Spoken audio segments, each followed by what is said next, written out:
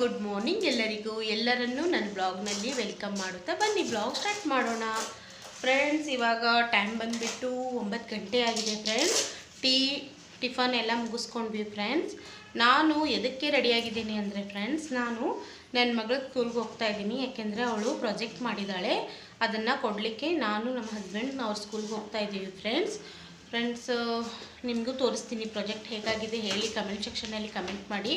ನಿನ್ನೆ ನಮ್ಮ ಹಸ್ಬೆಂಡ್ ಅಕ್ಕನ ಮನೆಯಲ್ಲಿ ಅವ್ರ ಮಗಳು ಬಳೆಶಾಸ್ತ್ರ ಇತ್ತು, ಅದಕ್ಕೋಸ್ಕರ ಅಲ್ಲಿ ಹೋಗಿದ್ವಿ. ನೋಡಿ ಫ್ರೆಂಡ್ಸ್, ಬಳೆಶಾಸ್ತ್ರ ಇತ್ತು ಫ್ರೆಂಡ್ಸ್. ನಿನ್ನೆ ಲೇಟಾಗಿ ಬಂದ್ವಿ, ನಿದ್ದೆ ಸರಿ ಆಗಿಲ್ಲ ಫ್ರೆಂಡ್ಸ್.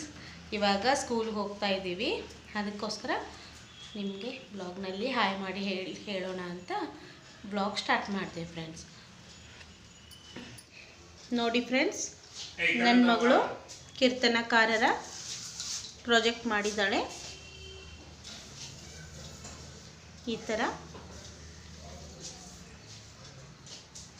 ಇವಾಗ ಅದನ್ನು ಸ್ಕೂಲ್ನಲ್ಲಿ ಸಬ್ಮಿಟ್ ಮಾಡಬೇಕು ಫ್ರೆಂಡ್ಸ್. ಅವರು ರೆಡಿಯಾಗಿದ್ದಾರೆ. ಗುಡ್ ಮಾರ್ನಿಂಗ್ ಹೇಳಿ ರೀ, ನೀವು ಗುಡ್ ಮಾರ್ನಿಂಗ್ ಹೇಳ್ರಿ.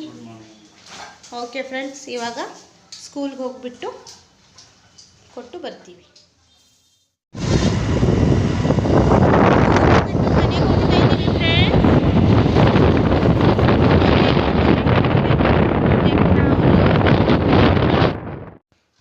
ಫ್ರೆಂಡ್ಸ್, ಮನೆಗೆ ಬಂದ್ವಿ ಫ್ರೆಂಡ್ಸ್. ನಾನಿವತ್ತು ನನ್ನ ಕನಸು ನನಸಾಗಿದ್ದು ಹೇಗೆ, ಆ ತಾಯಿಯ ಆಶೀರ್ವಾದದಿಂದ. ಈ ದೇವಸ್ಥಾನ ಯಾವುದು ಅಂತ ನಿಮಗೆ ಗೊತ್ತಿರ್ಬೋದು.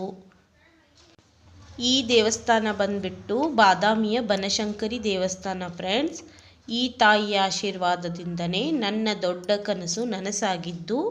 ನಾನು ನಿಮಗೆ ಮುಂದಿನ ವಿಡಿಯೋಲ್ಲಿ ನನ್ನ ಕನಸು ನನಸಾಗಿದ್ದು ಹೇಗೆ, ಆ ತಾಯಿ ನನಗೆ ಹೇಗೆಲ್ಲ ಆಶೀರ್ವಾದ ಕೊಟ್ಟಳು, ನಾ ಏನೇನು ಮಾಡಿದೆ ಅಂತ ಮುಂದಿನ ವಿಡಿಯೋದಲ್ಲಿ ತಿಳಿಸ್ತೀನಿ.